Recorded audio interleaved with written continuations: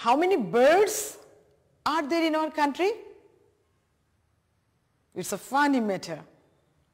You know, there are many birds in our country. So can you tell some names of birds? Yes, you're right. Oh, so many names you have told me. Crow, sparrow, cuckoo. Else? Okay. So, let's enjoy a video.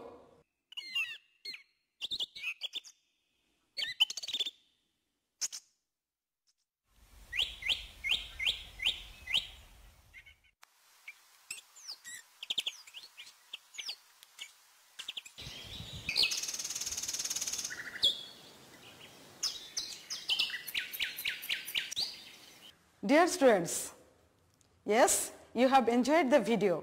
Now, some questions for you on the board. You have to answer the questions. Have a look. What have you seen in the video? Yes, a bird is waving its nest. You are correct. Do you know the bird?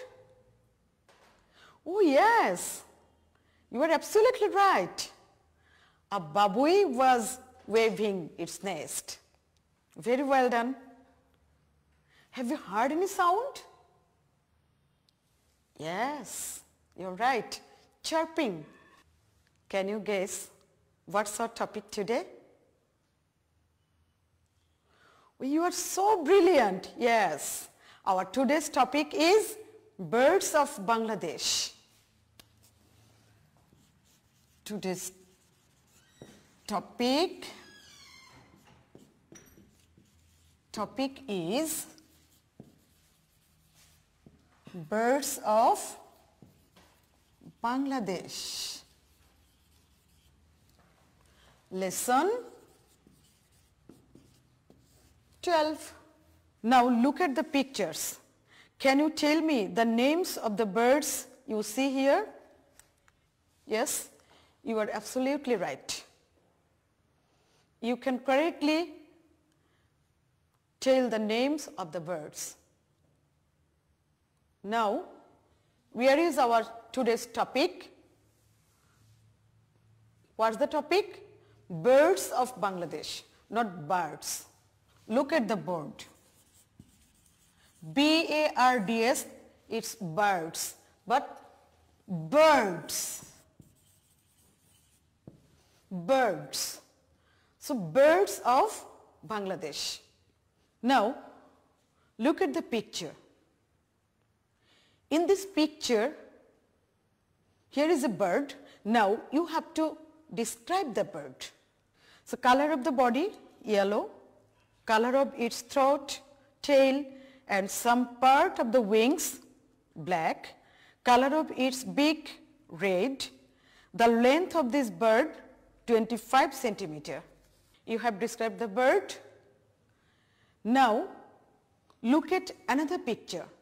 You can see in the picture, a bird is eating something. Can you guess?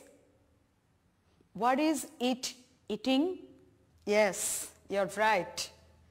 Insects and worms. You have to tell me the name of the bird. Yes, black-headed oriole. In Bangla, we call it benibo. Now, you have to describe the bird appropriately. Okay, dear students, where is a picture for you? Follow the picture. What can you see? In the picture, you can see a nest of birds. A nest. Nest. In Bangla, we call pakhir basha. Can you tell me by which material is the nest made of?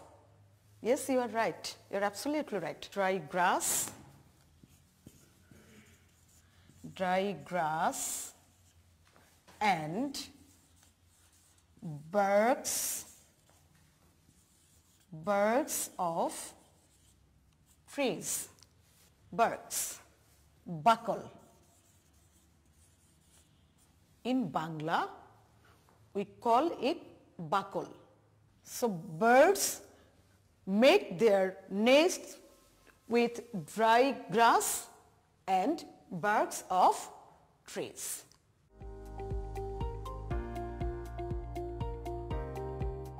All the birds have to make their nests to live in peace, because we also live in houses.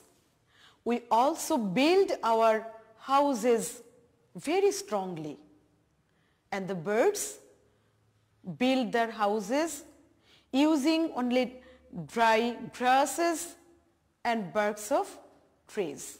Tell me, do we all people are engaged in making houses? Yes?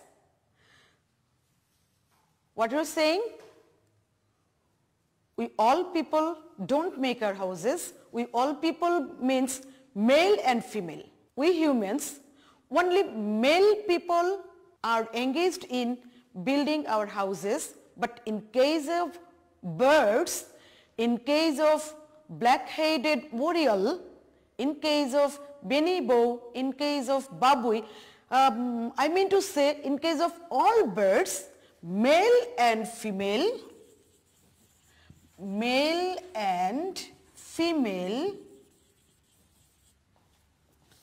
both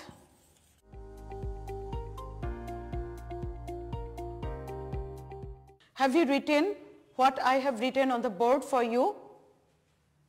And while reading the text, you will underline all the difficult words. Here I am with you and I am writing the words, but you have to underline and you have to go with me, because I am explaining your text so that you can understand the text easily. Look at the picture. You can see some eggs. The black-headed oriole lays 2 or 3 eggs at a time. Lays. Lay. Lay. It's a verb. A black-headed oriole lays 2 or 3 eggs at a time. So lay. Lay means produce. In Bangla, we say dim pare. It's our textual meaning. Dim pare. How many legs? 2 or 3 legs at a time. Have you understood the point? Okay, I'll ask you questions. You have to answer my questions. Look at the picture. Our country is gifted with plentiful of fauna due to its geographical location. Dear students, you have found here 3 important words: gifted, fauna and geographical. Geographical, gifted. Look at the board. Gift, gifted. Gift. It's a noun and a verb. Noun and a verb. Gifted, it is the first simple form of gift, and in this text, what is said? Our country is gifted. Gifted here is adjective. Gifted here is adjective. Have you written down? Gifted here is adjective. Another important word, what I have said? Fauna. Our today's lesson is about fauna. Fauna, its parts of speech is noun, and fauna means the animals of a particular region. I am writing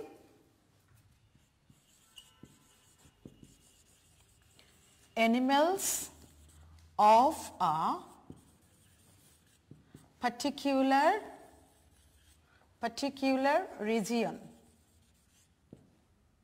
In the picture you can see also, and on the board for you here, animals of particular region.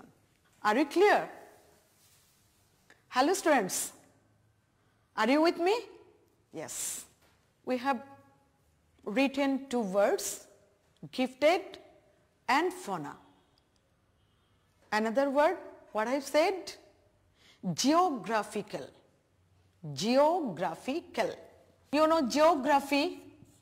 From geography, here is geographical. Geography, it's geography. Y is omitted here, I is introduced for geographical. Geography is noun and geographical is an adjective. Adjective. Geographical means a physical feature. Say your classroom has an area, your house has an area, so our country also has an area. It is its physical feature. In Bangla, we say bhougolik. Bhougolik. Geographical area, if we say geographical area, we will say bhougolik obosthan, area or location. In your text, here is the phrase geographical location. So physical feature. Physical feature.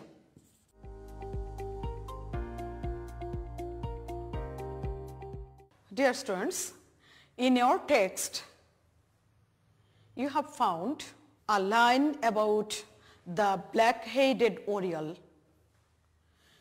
Here is the line, the black-headed oriole is a sprightly and a restless bird. Sprightly. Sprightly means cheerful. The bonneteau or the black-headed oriole is very cheerful, is very full of life, and it's restless. In a place, it doesn't sit calm and quietly. Never. Just it moves to and fro. In Bangla, we can furut furut. So, sprightly. Sprightly. You can utter with me, sprightly. Sprightly, cheerful. You know the word cheerful. I can write lively. You also know the word lively. More, easier, full of life. Full of life. Pranchonchol. In Bangla, we can say pranchonchol.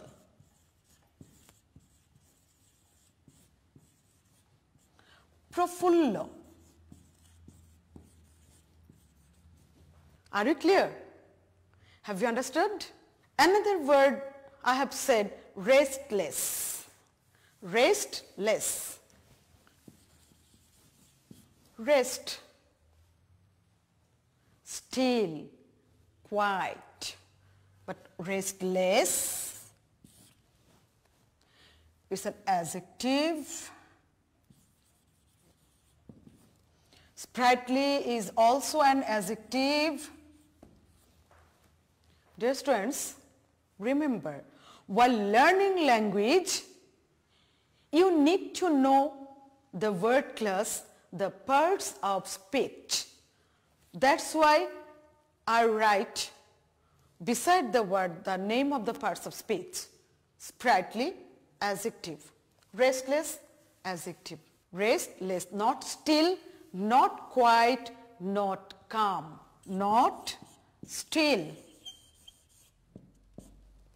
not quiet.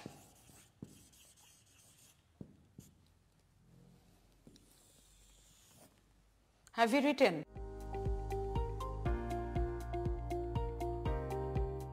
I hope you have finished the writing. Dear students, you have read the text, you have understood the text, because I have broken down the text very easily for you. Now, answer some of my questions.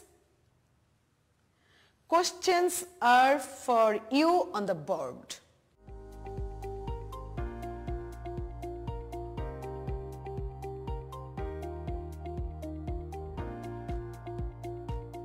Turn over the page of your textbook. Have you done it? Now, look at the picture. I have also, here is a picture for you. You can see the picture on the screen. Can you tell me which bird is this? Oh, how funny. Teacher, what are you asking us? We know it. No? Yes. Tia. Parrot. Look at the pictures, measurement, some important information for you. What to do? You will have to write a short paragraph. I repeat, short paragraph using just these clues. Okay, look at the picture. Dear students, have you enjoyed the day's class? Yes, because today's class was on a topic, a very familiar topic, our birds, birds of Bangladesh. Now tell me, do you know what is our national bird? Yes, you know. Now, it's your homework. You have to write, you have to describe our national bird. You may use the above cues.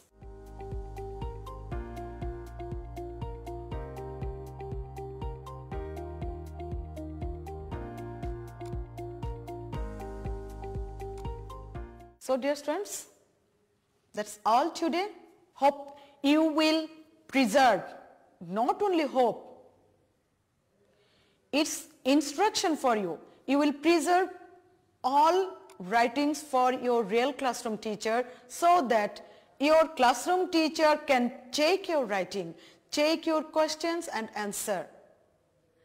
And they can give you marks. You will find today's all works. Where? Visit Connect.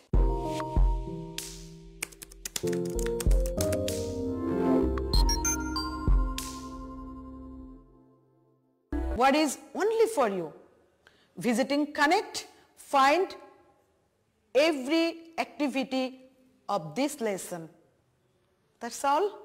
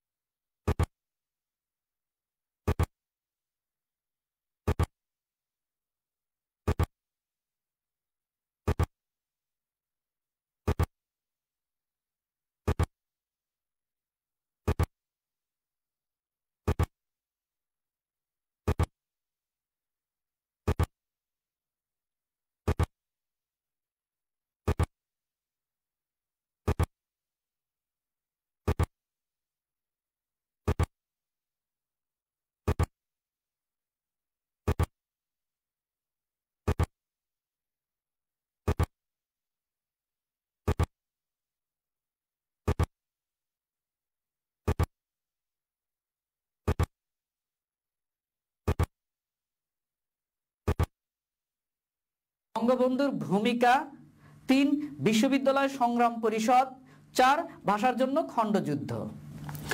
1952 সালের 26শে জানুয়ারি খাজা নাজিমুদ্দিন ঢাকায় নিখিল পাকিস্তান মুসলিম লীগের অধিবেশনে সভাপতির ভাষণে যখন ঘোষণা করেন যে উর্দুই হবে পাকিস্তানের একমাত্র রাষ্ট্রভাষা, তখন ঢাকায় ছাত্র সমাজ প্রতিবাদে ফেটে পড়ে। প্রতিবাদ স্বরূপ 30শে জানুয়ারি ঢাকায় ছাত্র ধর্মঘট পালিত হয় এবং সেদিনই বার লাইব্রেরিতে আতাউর রহমান খানের সভাপতিত্বে অনুষ্ঠিত সভায় আওয়ামী মুসলিম লীগ, যুবলীগ, ছাত্রলীগ, বিশ্ববিদ্যালয় সংগ্রাম পরিষদ, খেলাফতে রাব্বানী পার্টির প্রতিনিধিদের নিয়ে সর্বদলীয় কর্ম পরিষদ গঠিত হয়। কাজী গোলাম মাহবুব কর্ম পরিষদের আহ্বায়ক নির্বাচিত হন। প্রিয় শিক্ষার্থীরা, প্রাবন্ধিক এখানে বর্ণনা করছেন যে 1952 সালের 26 জানুয়ারি একটি ঐতিহাসিক তথ্য এখানে উঠে এসেছে যে তখন এই পূর্ব বাংলার যে খাজা নাজিমুদ্দিন ঢাকায় নিখিল পাকিস্তান মুসলিম লীগের একটা অধিবেশনে সভাপতির ভাষণ দিতে গিয়ে তিনি বলেছিলেন যে পাকিস্তানের রাষ্ট্রভাষা হবে একমাত্র উর্দু। সেটি ছিল 52 সালের 26 জানুয়ারি। খুবই গুরুত্বপূর্ণ একটি ঘটনা। এই ঘোষণার সঙ্গে সঙ্গে দেখা গেল ঢাকায় ছাত্র সমাজ বিক্ষোভে ফেটে পড়ল। প্রতিবাদ স্বরূপ তারা কয়েকদিন পরেই 26 জানুয়ারি এই ঘোষণা আসলো, তার কয়েকদিন পরেই 30শে জানুয়ারি প্রথম ছাত্র ধর্মঘট ঘোষণা করলো এদেশের প্রতিবাদী ছাত্র সমাজ। সেই কথাটা এখানে উঠে এসেছে। আর এই প্রতিবাদকে একটি গণ আন্দোলনে রূপান্তর করার জন্য বার লাইব্রেরিতে আতাউর রহমান খানের সভাপতিত্বে একটা কমিটি গঠন করা হয়। সেই কমিটির নাম দেওয়া হয়েছে সর্বদলীয় কর্ম পরিষদ। সেখানে আমরা দেখতে পেয়েছি যে আওয়ামী মুসলিম লীগ, যুবলীগ, ছাত্রলীগ, বিশ্ববিদ্যালয় সংগ্রাম পরিষদ, সাংস্কৃতিক এবং সংগঠন ঐক্যবদ্ধ হয়ে এই কর্ম পরিষদ গঠন করে আন্দোলনের নেতৃত্ব দেওয়ার জন্য।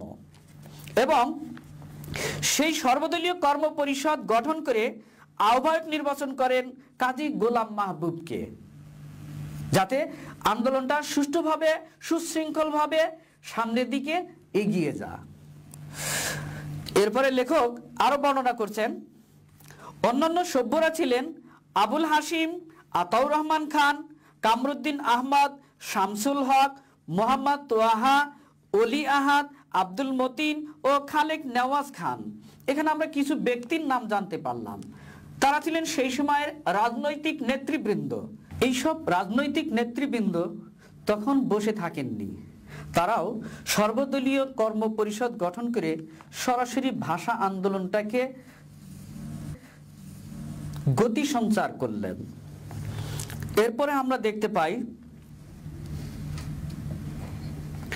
শেখ মুজিবুর রহমান তখনও জেলে আটক।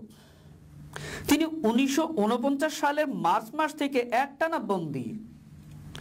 4 ফেব্রুয়ারি পুনরায় ছাত্র ধর্মঘট পালিত হয় এবং স্থির হয় যে 21শে ফেব্রুয়ারি রাষ্ট্রভাষা দিবস রূপে পালিত হবে। এখানে খুবই গুরুত্বপূর্ণ একটি ঐতিহাসিক তথ্য উঠে এসেছে। লেখক বর্ণনা করছেন যে এখানে খুবই গুরুত্বপূর্ণ একটি ঐতিহাসিক তথ্য উঠে এসেছে। লেখক বর্ণনা করছেন যে বঙ্গবন্ধু শেখ মুজিবুর রহমান আমাদের 1952 সালের ভাষা আন্দোলনের সঙ্গে যুক্ত ছিলেন, তার তথ্য এখানে জুড়ে দিয়েছেন। সেটা হলো কি যে 1949 সালের মার্চ মাস থেকে তিনি একটানা কারাগারে বন্দী ছিলেন এবং 1952 সালের এই যে 26 জানুয়ারি এবং 30শে জানুয়ারির যে তৎকালীন ইতিহাস, এই সময় তিনি জেলখানার মধ্যেই বন্দী ছিলেন, সেই কথাটা এখানে উঠে এসেছে। আর 4 ফেব্রুয়ারি দ্বিতীয় দফায় আবার ছাত্র ধর্মঘট ঘোষণা করা হয়। আর এই ছাত্র ধর্মঘটের নেতৃত্ব দিচ্ছিলেন নতুন সংগঠন সর্বদলীয় কর্ম পরিষদ। এবং এই সংগঠন স্থির করেন যে 21শে ফেব্রুয়ারিকে রাষ্ট্রভাষা দিবস হিসেবে পালন করতে হবে। এটা 4 ফেব্রুয়ারির ছাত্র ধর্মঘটের দিন ঘোষণা করা হয়। তারপরে লেখক বর্ণনা করেন 16 ফেব্রুয়ারি পাকিস্তান অবজারভার পত্রিকা বন্ধ করে দেওয়া হয়। 16 ফেব্রুয়ারি থেকে জেলে শেখ মুজিবুর রহমান ও মহিউদ্দিন আহমদ অনশন শুরু করেন। শেখ মুজিবুর রহমানকে ফরিদপুর জেলে স্থানান্তরিত করা হয়। এবারে দেখো সরাসরি বঙ্গবন্ধু শেখ মুজিবুর রহমানের ভাষা আন্দোলনের যে ভূমিকা সেটা এখানে তুলে ধরেছেন লেখক। লেখক বলছেন যে 16 ফেব্রুয়ারি যখন পাকিস্তানের একটি পত্রিকা পাকিস্তান অবজারভার পত্রিকা বন্ধ করে দেওয়া হয়, ঠিক সেদিন থেকেই জেলের মধ্যে বন্দী ছিলেন আমাদের জাতির জনক, আমাদের বাংলাদেশের স্থপতি বঙ্গবন্ধু শেখ মুজিবুর রহমান। তিনি তখন জেলের ভিতরে ছিলেন, কিন্তু তিনি বসে থাকেননি। নেতার কাজ নেতার মতোই তিনি জেলখানার ভিতরেই তার আরেকজন সহযোগী মহিউদ্দিন আহমদকে সঙ্গে নিয়ে জেলের ভিতরেই অনশন ব্রত পালন করার সিদ্ধান্ত গ্রহণ করেন।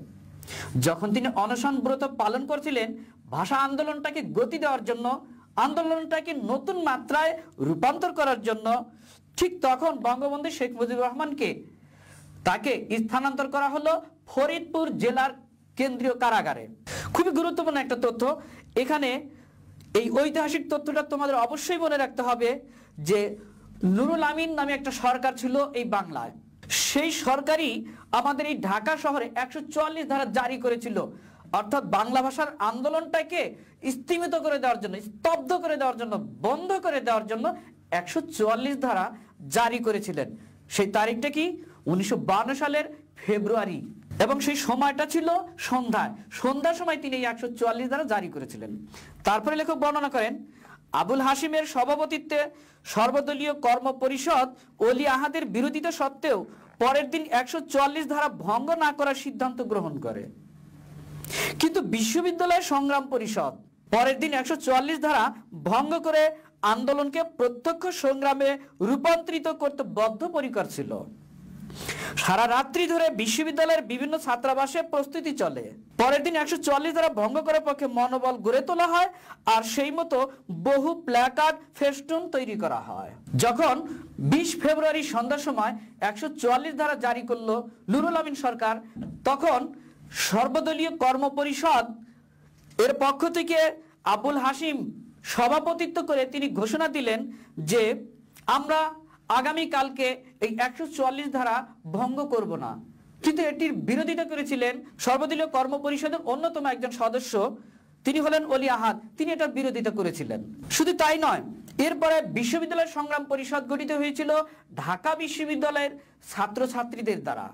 তারাও এটার বিরোধিতা করে এবং বিশ্ববিদ্যালয় সংগ্রাম পরিষদই সিদ্ধান্ত গ্রহণ করে আগামীকাল 21 ফেব্রুয়ারি নুরুল আমিন সরকারের ঘোষণা দেওয়া 144 ধারা তারা ভঙ্গ করবে, এবং সেই অনুসারে তারা প্রস্তুতি নেয়। রাত্রিবেলা ব্যাপকভাবে প্রস্তুতি গ্রহণ করে, সবার মনোবল তৈরি করে এবং বহু প্ল্যাকার্ড আর ফেস্টুন তৈরি করে। এরপরে দেখা যায় 21 ফেব্রুয়ারি সকাল থেকে ঢাকা এবং অন্যান্য স্থানে সাফল্যের সঙ্গে ছাত্রছাত্রীরা ধর্মঘট পালন করে এবং সকাল 10টার পর গাজীউল হকের সভাপতিত্বে বিশ্ববিদ্যালয় আমতলায় এক বিরাট ছাত্র সভা অনুষ্ঠিত হয়। কিন্তু সংগ্রামী ছাত্রছাত্রীরা সে সিদ্ধান্ত মেনে নিতে অস্বীকৃতি জানায়। আব্দুস সামাদের প্রস্তাব মতো ছাত্রছাত্রীরা 10 জনের অসংখ্য দলে বিভক্ত হয়ে শৃঙ্খলার সঙ্গে 144 ধারা ভঙ্গ করার সিদ্ধান্ত গ্রহণ করে। বিশ্ববিদ্যালয়ের সংগ্রাম পরিষদের নেতৃত্বে ঢাকা বিশ্ববিদ্যালয়ের ছাত্রছাত্রী সমাজ কি করেছে? ধর্মঘট পালন করার পুরোপুরি সিদ্ধান্ত নিয়ে রাজপথে নেমেছে। ঠিক সেই সময় সকাল 10টার পর গাজীউল হকের সভাপতিত্বে বিশ্ববিদ্যালয়ের আমতলায় ওই সর্বদলীয় কর্ম পরিষদ একটি সিদ্ধান্ত জানায় এবং সেখানে শামসুল হক কেন্দ্রীয় রাষ্ট্রভাষা কর্ম পরিষদের একটা দিক নির্দেশনা দেন। সেটি বিশ্ববিদ্যালয়ের সংগ্রাম পরিষদের ছাত্রছাত্রীরা মানতে পারেন না। তখন সংগ্রামী ছাত্রছাত্রীরা সেটা অস্বীকার করে আব্দুস সামাদের একটা প্রস্তাব উঠে আসছিল। বিশ্ববিদ্যালয়ের ছাত্র সমাজ 10 জনের গ্রুপ করে একটি দল তৈরি করে তারা কি করবে? এই 144 ধারা ভঙ্গ করার জন্য 10 জনের গ্রুপ নিয়ে রাজপথে নেমে পড়বে এবং 144 ধারা তারা ভঙ্গ করবেই। এই সিদ্ধান্তে তারা অটল হয়ে তারা রাজপথে নেমে পড়ে। এভাবে শুরু হয় 1952 সালের 21 ফেব্রুয়ারির ভাষা আন্দোলনের প্রথম সূচনা। যে সরাসরি ভাষা আন্দোলনের যে একটা খণ্ড যুদ্ধ তার চিত্র এখানে উঠে আসবে। লেখক বর্ণনা করছেন, তারপর দলে দলে ছাত্রছাত্রী বিশ্ববিদ্যালয়ের সিংহদ্বার অতিক্রম করে এবং 144 ধারা ভঙ্গ করে গ্রেপ্তার বরণ করতে থাকে। কিন্তু পুলিশ হঠাৎ কলা ভবন প্রাঙ্গণে প্রবেশ করে এবং বেপরোয়া কাঁদানে গ্যাস প্রয়োগ ও লাঠিচার্জ করতে শুরু করে, ফলে বহু ছাত্রছাত্রী আহত হয়। সরাসরি আমরা দেখতে পাচ্ছি যে যখন বিশ্ববিদ্যালয় সংগ্রাম পরিষদ এর নেতৃত্বে ছাত্রছাত্রীরা প্রতিবাদী বিক্ষুব্ধ ছাত্র সমাজ 10 জনের গ্রুপ নিয়ে রাজপথে নেমে পড়েন এবং বিশ্ববিদ্যালয়ের সিংহদ্বার তোরণদ্বার মেইন গেট দিয়ে যখন প্রবেশ করে, তখন হঠাৎ করে পুলিশ বাহিনী কলা ভবন প্রাঙ্গণে প্রবেশ করে ফেলে এবং তারা ব্যাপকভাবে কাঁদানে গ্যাস নিক্ষেপ করে এবং লাঠিচার্জ শুরু করে সেই প্রতিবাদী ছাত্র সমাজের উপর। ফলে ওই সময়ের প্রতিবাদী ছাত্র জনতার মধ্যে থেকে অনেকেই হতাহত হয়।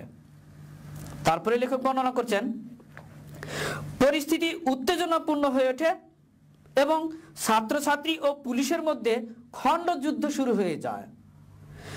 বিশ্ববিদ্যালয় কলা ভবন, খেলার মাঠ, মেডিকেল কলেজ, ইঞ্জিনিয়ারিং কলেজ, পরিষদ ভবন, বর্তমানে জগন্নাথ হল মিলনায়তন এলাকায় সমস্ত দুপুর অপরাহ্ন জুড়ে শিক্ষার্থী জনতা বনাম পুলিশের মধ্যে খণ্ডযুদ্ধ চলতে থাকে। শিক্ষার্থীরা, এখানে আমরা দেখতে পাচ্ছি ভাষা আন্দোলনের সম্মুখ সমরের একটা চিত্র, ভয়াবহ একটা খণ্ডযুদ্ধ, মানে ছোট ছোট যে সংঘর্ষ বা যুদ্ধ, সেই চিত্র এখানে ফুটে উঠছে। এখানে যেন শিক্ষার্থী জনতা একদিকে আর পুলিশ বাহিনী আরেকদিকে। এই যুদ্ধ চলে বিশ্ববিদ্যালয়ের কলা ভবন, খেলার মাঠ, মেডিকেল কলেজ, ইঞ্জিনিয়ারিং কলেজ, পরিষদ ভবন ইত্যাদি স্থানে একটা খণ্ডযুদ্ধ চিত্র ভেসে ওঠে। বহু ছাত্রছাত্রী ও জনতা আহত হয়। ওদিকে 3টের সময় পরিষদের অধিবেশন শুরু হবার কথা। ছাত্রছাত্রীরা পুলিশি জুলুমের প্রতিবাদ জানাবার জন্য শান্তিপূর্ণভাবে পরিষদ ভবনের দিকে যাবার চেষ্টা করে। পুলিশ কোনরূপ সতর্ক করে না দিয়ে হঠাৎ মেডিকেল কলেজ হোস্টেলের সামনে কয়েক দফা গুলি চালনা করে। প্রথম দফা গুলিতে রফিকুদ্দিন ও জব্বার এবং দ্বিতীয় দফা গুলিতে ঢাকা বিশ্ববিদ্যালয়ের ছাত্র বরকত শহীদ হন। সুপ্রিয় শিক্ষার্থীরা, এখানে ভাষা আন্দোলনের একটা ট্র্যাজেডির চিত্র ফুটে উঠেছে। 1952 সালের ভাষা আন্দোলনের 21শে ফেব্রুয়ারির যে এক ঐতিহাসিক বিরল দৃষ্টান্ত স্থাপন করেছিল এদেশের ছাত্র সমাজ, সেই চিত্রটা এখানে ফুটে উঠেছে। পুলিশ কোন রকম সতর্ক না করে মেডিকেল কলেজ হোস্টেলের সামনে কয়েক দফা গুলি চালায়, যেখানে এদেশের প্রতিবাদী ছাত্র সমাজ সুশৃঙ্খলভাবে পুলিশি জুলুম নির্যাতনের প্রতিবাদ জানানোর জন্য শান্তভাবে সেই মেডিকেল কলেজের সামনে যাচ্ছিল। আর তখনই পুলিশরা বেপরোয়াভাবে গুলি চালালে প্রথম দফায় রফিকুদ্দিন ও জব্বার শহীদ হয়ে যান।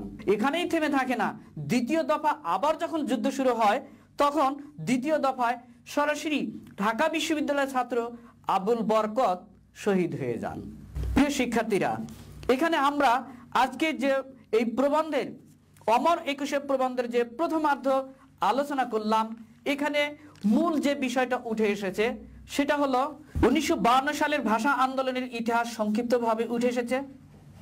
সর্বদলীয় কর্ম পরিষদ কিভাবে গঠিত হয়েছিল তা উঠে এসেছে। 1952 সালের ভাষা আন্দোলনের জেলখানার ভিতর থেকেই বঙ্গবন্ধু শেখ মুজিবুর রহমান কি ভূমিকা রেখেছিলেন সে ভূমিকা সম্পর্কেও উঠে এসেছে। এরপরে বিশ্ববিদ্যালয় সংগ্রাম পরিষদ ছাত্রদের সংগঠন, এটা যে ভাষা আন্দোলনের সবচেয়ে গুরুত্বপূর্ণ ভূমিকা পালন করেছিল সেই বিষয়টি এখানে উঠে এসেছে। আর সবচেয়ে করুণ ইতিহাস, ঢাকা বিশ্ববিদ্যালয়ের মেডিকেল কলেজের চত্বরে যেখানে দফা দফা পুলিশ আর ছাত্র শিক্ষক জনতার মধ্যে খণ্ডযুদ্ধ হয়, সেই খণ্ডযুদ্ধে 1952 সালের মহান ভাষা আন্দোলনে আমাদের প্রথম শহীদ হয় রফিক ও জব্বার এবং দ্বিতীয় দফায় শহীদ হন আবুল বরকত। এই বিষয়গুলো আজকের আলোচনায় উঠে এসেছে। প্রিয় শিক্ষার্থীরা, এবারে তোমাদের বাড়ির কাজ হিসেবে আজকের এই আলোচনার আলোকে তোমাদের প্রশ্ন থাকলো, শিক্ষার্থী জনতা ও পুলিশের মধ্যে দফায় দফায় কিভাবে খণ্ডযুদ্ধ হয় বর্ণনা দাও। নিশ্চয়ই এই বাড়ির কাজটি তোমরা বাড়িতে অবশ্যই করে রাখবে এবং স্কুল খুললে তোমার বিষয় শিক্ষককে তোমার এই বাড়ির কাজটি অবশ্যই দেখাবে। আর হ্যাঁ, আরেকটি কথা, তোমরা যদি এই ক্লাসটি আবার দেখতে চাও তাহলে ইউটিউব চ্যানেল সার্চ করে এই ক্লাসটি পাবে এবং ফেসবুক পেজেও এই ক্লাসটি তোমরা পুনরায় দেখতে পারবে। ধন্যবাদ, সবাই ভালো থেকো।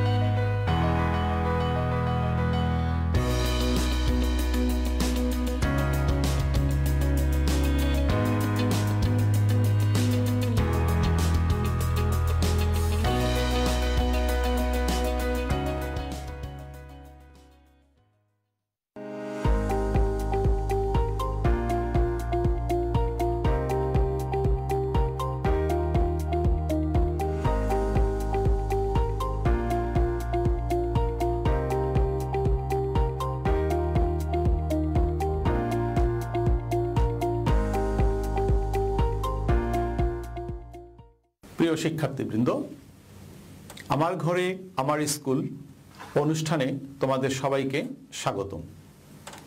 আশা করি তোমরা সবাই সুস্থ আছো, ভালো আছো। আজকে তোমাদের সাথে আছি আমি আলমগীর বাদশাহ। আমরা সপ্তম শ্রেণীর গণিত বইয়ের নবম অধ্যায় নিয়ে আলোচনা করছি। আজকে আমরা আলোচনা করব উপপাদ্য 3 নিয়ে। এই পাঠ শেষে আমরা যা শিখব যে একটি ত্রিভুজের বৃহত্তম কোণের বিপরীত বাহু বৃহত্তর হবে, অর্থাৎ একটি ত্রিভুজের একটি কোণ যদি আরেকটি কোণ অপেক্ষা বড় হয় তাহলে বৃহত্তর কোণের বিপরীত বাহুটিও বৃহত্তর হবে।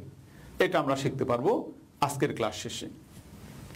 শিক্ষার্থী বন্ধুরা, গত ক্লাসে নিশ্চয়ই তোমাদের মনে আছে যে আমি একটি বাড়ির কাজ দিয়েছিলাম উপপাদ্য 2 এর উপরে। আশা করি নিশ্চয়ই তোমরা সে কাজটি পেরেছো। তারপরেও আমি আজকে এই ক্লাসটি একটু রিভিশন করছি যে তোমরা আমার সাথে একটু মিলিয়ে নিবে। দেখো, আমার কাজটি সম্ভবত এরকম ছিল যে একটি ত্রিভুজ, এটার নাম দিয়েছিলাম আমি পি কিউ আর। পি কিউ আর একটি ত্রিভুজ দিয়েছিলাম এবং সেখানে বলা হয়েছিল যে যদি ত্রিভুজটির এই পি আর বাহুটি পি কিউ বাহু থেকে বড় হয় তাহলে কোণ পি কিউ আর কোণ পি আর কিউ থেকে বড় হবে। এই কাজটি আমি তোমাদেরকে দিয়েছিলাম। তাহলে আমার সাথে একটু মিলিয়ে নাও সবাই। প্রথমে মনে করি পি কিউ আর একটি ত্রিভুজ, এখানে P R greater than P Q. তাহলে প্রমাণ করতে হবে কোণ পি কিউ আর গ্রেটার দেন কোণ পি আর কিউ। এরপর আমরা যাব অঙ্কনে। দেখো, অঙ্কন আমি বোধহয় এরকম দিয়েছিলাম এম। তাহলে ত্রিভুজ পি কিউ এম এ পি কিউ সমান পি এম। সুতরাং কোণ পি কিউ এম সমান কোণ PMQ। যেহেতু সমদ্বিবাহু ত্রিভুজের ভূমি সংলগ্ন কোণ দুইটি পরস্পর সমান হয়। এরপরে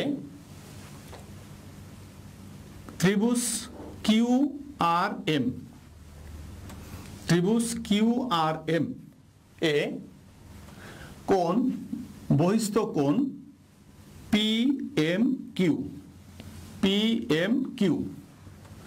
গ্রেটার দেন কোণ QRM।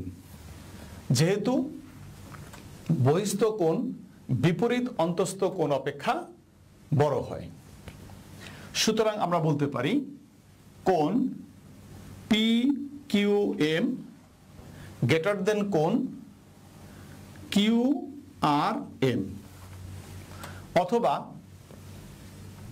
কোণ PQM গ্রেটার দেন কোণ PRM, সো PRQ।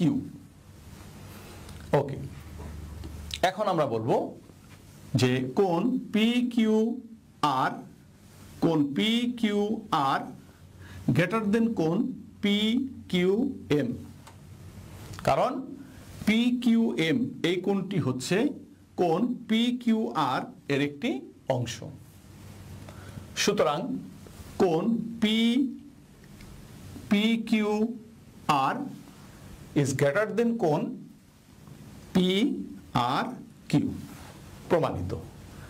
তাহলে গত ক্লাসটি আমাদের রিভিশন হয়ে গেল। তো এরপরে আজকে আমরা চলে যাব আমাদের আজকের মূল আলোচ্য বিষয়ে। আসো, আজকে আমাদের মূল আলোচ্য বিষয় হলো উপপাদ্য 3। এই উপপাদ্য 3টি তোমাদের গত ক্লাসে যেটা হয়েছিল প্রায় অনেকটা তার বিপরীত। যেমন উপপাদ্য 2 বলা হয়েছে বৃহত্তর বাহুর বিপরীত কোণ বৃহত্তর হয়, আর উপপাদ্য 3 বলা হয়েছে বৃহত্তর কোণের বিপরীত বাহু বৃহত্তর হয়। আচ্ছা, তাহলে আমরা সেই জিনিসটা শুরু করি। দেখো, উপপাদ্য 3 তোমাদের বইতে লেখা আছে কোন ত্রিভুজের একটি কোণ অপর একটি কোণ অপেক্ষা বৃহত্তর হলে বৃহত্তর কোণের বিপরীত বাহু ক্ষুদ্রতর কোণের বিপরীত বাহু অপেক্ষা বৃহত্তর হবে। ধরো আমরা চিত্রের মাধ্যমে এটা বোঝার চেষ্টা করি। আমি একটি চিত্র আঁকলাম এরকম, এবং এটার নাম দিলাম ABC, একটি ত্রিভুজ। এই ত্রিভুজে AC বাহুটা বড়, AB বাহুটা ছোট। যদি আমরা এরকম লিখি যে ABC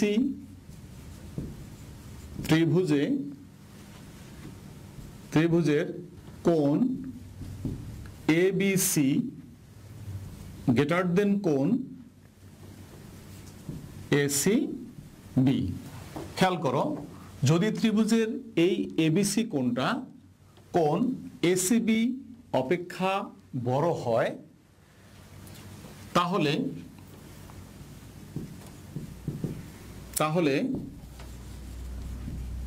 প্রমাণ করতে হবে AC গ্রেটার দেন AB। এখন আমরা বুঝে নেই বিষয়টা কিরকম। এখানে বলেছে যে এই যে ত্রিভুজ ABC, এই ত্রিভুজে যদি, এখানে আমাকে শর্ত দেওয়া হয়েছে, এটা হলো আমার শর্ত যে যদি ABC কোণটি এই ACB কোণ থেকে বড় হয়, এই কোণ থেকে এটা যদি বড় হয়, তাহলে আমাকে প্রমাণ করতে হবে যে এই ABC কোণের বিপরীত যে বাহু রয়েছে AC বাহু, সেটা অবশ্যই বড় হবে AB থেকে। ঠিক আছে? আমরা গত ক্লাসে শিখেছিলাম যে বাহু বড় হলে কোণ বড়। আজকে আমরা শিখব কোণ বড় হলে তার বিপরীত বাহুও বড় হবে। ঠিক আছে? তাহলে আমার সাথে সাথে তোমরা চিত্রের মাধ্যমে বোঝার চেষ্টা করো যে আমাদের খেয়াল রাখতে হবে যে কোণ শর্ত দেওয়া আছে যে কোণ এবিসি যদি কোণ এসিবি থেকে বড় হয়, এবিসি কোণটা এসিবি কোণ থেকে বড় হয়, তাহলে আমাদের প্রমাণ করতে হবে যে এসি বাহুটা অবশ্যই এবি বাহু থেকে বড় হবে। তাহলে প্রমাণ করতে যে হ্যাঁ, প্রমাণে যদি এই এসি বাহু বড় এবি বাহু থেকে বড় না হয়, এসি বাহু এবি বাহু থেকে বড় না হয়, খেয়াল করো, আমরা যদি ধরে নেই যে এসি বাহুটা এবি বাহু থেকে বড় না, তাহলে কি হবে? তাহলে হবে হয় এক নম্বর, হয় এই এসি সমান এবি হবে, অর্থাৎ এসি বাহু এবং এবি বাহু কি হবে? দুইটা সমান হবে। অথবা আর না হয় কি হবে? 2 নম্বরে কি হতে পারে বলো তো দেখি? যদি এসি বাহু এবি বাহু থেকে বড় না হয়, তাহলে হয় এসি বাহু এবং এবি বাহু সমান হবে, অথবা কি হবে যে এসি বাহু লেস দেন এবি বাহু, অর্থাৎ এসি বাহুটা এবি বাহু থেকে ছোট হবে। এই দুইটির কোনো একটি হবে। তাহলে আমরা বুঝলাম যে যদি এসি বাহু এবি বাহু থেকে বড় না হয়, তাহলে হয় এসি বাহু এবি বাহু দুইটা সমান হবে, অথবা এসি বাহু এবি বাহু থেকে কি হবে? ছোট হবে। দেখা যাক তাহলে আমরা প্রমাণের সাহায্যে এটি মেলে কিনা, আমাদের শর্তের সাথে মেলে কিনা।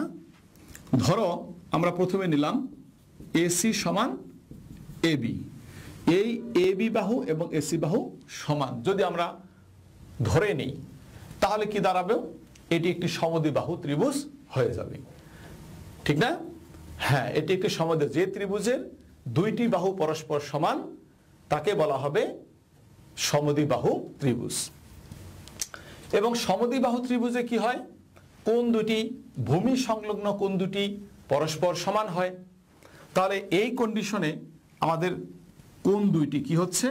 সুতরাং কোণ এ বি সি সমান কোণ এ সি বি। খেয়াল করো, এই দুইটি কোণ সমান হয়ে গেল। কি ঠিক?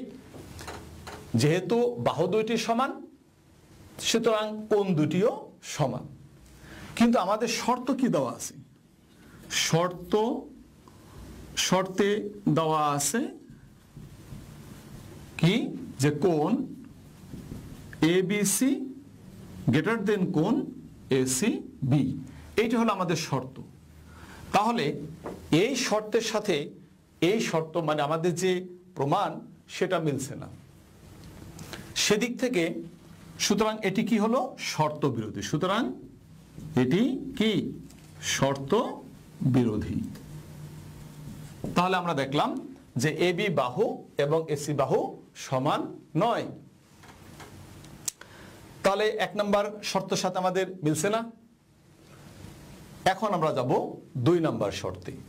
যদি এসি বাহু এবি বাহু সমান না হয়, তাহলে কি হবে? এসি বাহু এবি বাহু থেকে ছোট হবে। দেখা যাক এখন আবার 2 নম্বর শর্তের সাথে এটা মিলে কিনা। তাহলে 2 নম্বর শর্তে আমাদের বলা আছে যে এসি লেস দেন এবি। যদি তাই হয়, তাহলে কি হবে? এসি বাহু এবি বাহু থেকে ছোট। সুতরাং এসি লেস দেন এবি হলে, সুতরাং তাহলে কি হবে? দেখো কোণটা তখন এরকম হবে যে কোণ, যেহেতু এসি বাহু ছোট, তাহলে এসি বাহুর বিপরীত কোণ এবিসি, এটাও ছোট হবে কোণ এসিবি থেকে, কোণ এসিবি। কি ঠিক আছে? ছোট কোণ এসিবি।